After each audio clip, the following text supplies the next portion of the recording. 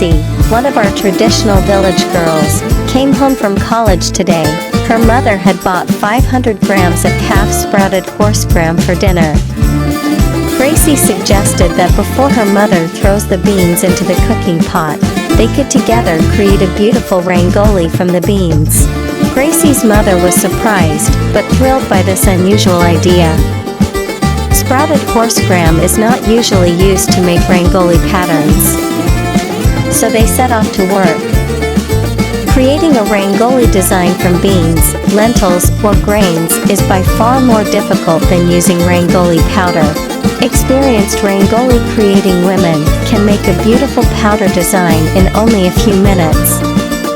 Making rangoli from lentils and beans, especially if non-split, lentil and beans tend to roll around, while the powder remains in place.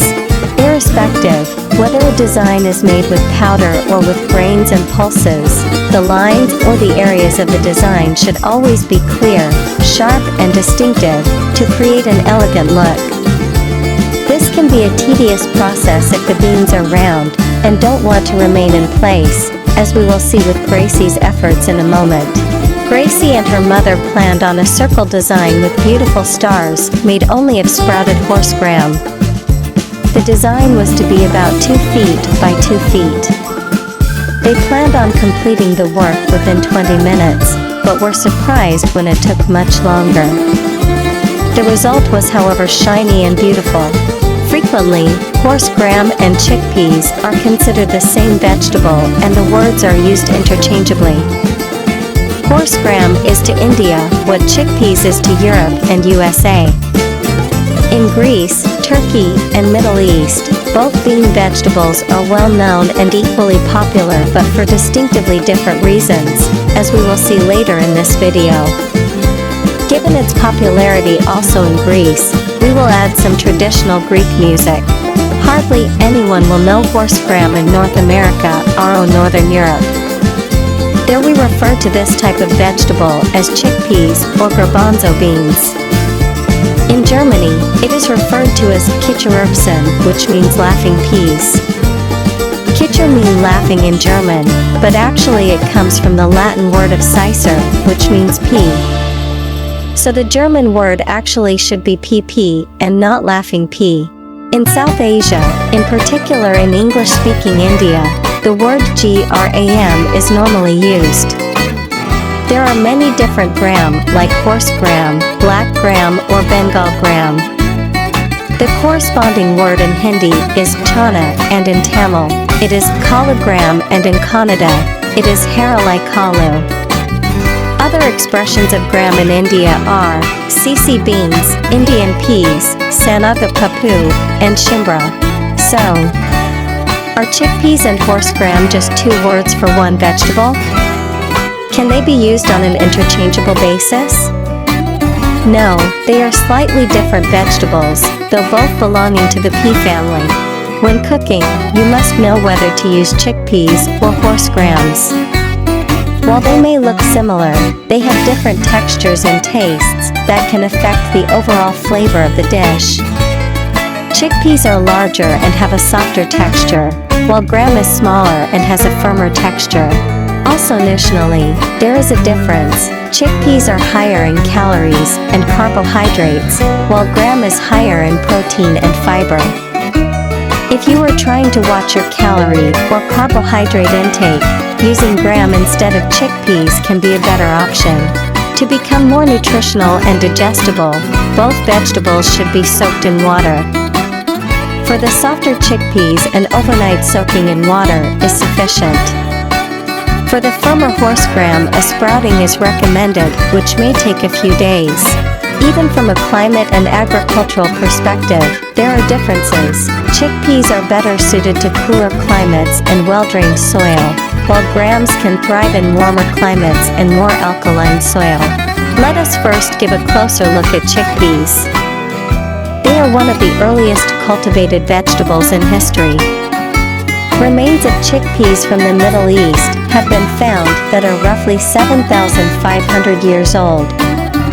These remains were found in the aceramic levels of Jericho and Kaonu, Turkey, meaning that humans had been cultivating chickpeas since before they could produce pottery. Other samples of chickpeas have been found in Neolithic pottery in Hassler, Turkey, and appear throughout history in Greece, France, and other areas of Europe.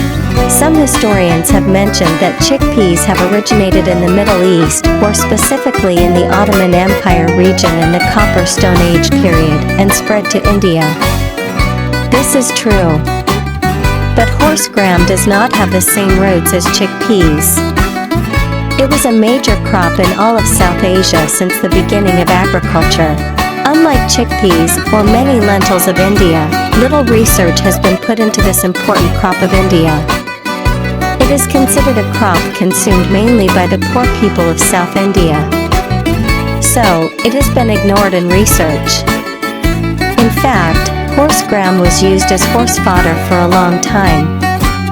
The British and upper-class Indians refused to eat horse gram. In modern India, horse gram is, however, one of the most important pulse crops, ranking in 5th place. 90% of horse gram is grown in Tamil Nadu and Andhra Pradesh. The annual yields of horse gram are low, also due to the poor soil conditions. Modern researchers are now starting to look into increasing the yields of this important crop. Most important, horse gram is a very important weight loss crop in a country where obesity is starting to become a very big problem. Horse gram is high in protein and fibers and low in calories, making it a very good weight loss candidate. Chickpeas, on the other hand, are high-calorie vegetables. We, traditional village girls, are a group of village girls spread all across the South Indian states of Tamil Nadu and Karnataka.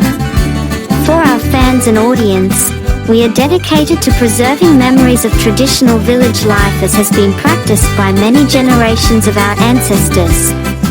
In our YouTube channel, we present to you video documentaries about our daily chores, school activities and religious obligations. We also show you traditional song and games, as well as traditional cooking using traditional utensils. We take you for drives through our beautiful countryside, present to you the field work of our parents, and introduce you to our festivals taking place on weekends. Most important, though, is our daily morning ritual of drawing Rangoli patterns to appease our gods and beg them for their blessings to give us a successful day. Rangoli is a ritual that has traditionally been practiced by village girls and village women at the start of the day. Most of us girls are very good at creating these delicate and colorful patterns. Our activities are supported by our German sponsor, Mrs. Vogele, wife of former German ambassador Wilfried Vogele. They had spent many years in Europe, Egypt, Trinidad within the Caribbean and also in India, Thailand and Malaysia.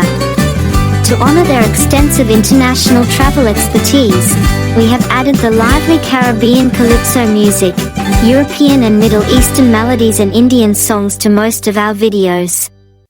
We, village girls, plan to use the funds that we earn from YouTube to fund our further education in engineering, law and medicine. Please support our efforts by subscribing to our channel, watching our movies, commenting on them, sharing them with your friends and clicking on the like icon. We would very much appreciate this support. Religious obligations. We also show you traditional song and games, as well as traditional cooking using traditional utensils. We take you for drives through our beautiful countryside, present to you the field work of our parents, and introduce you to our festivals taking place on weekends.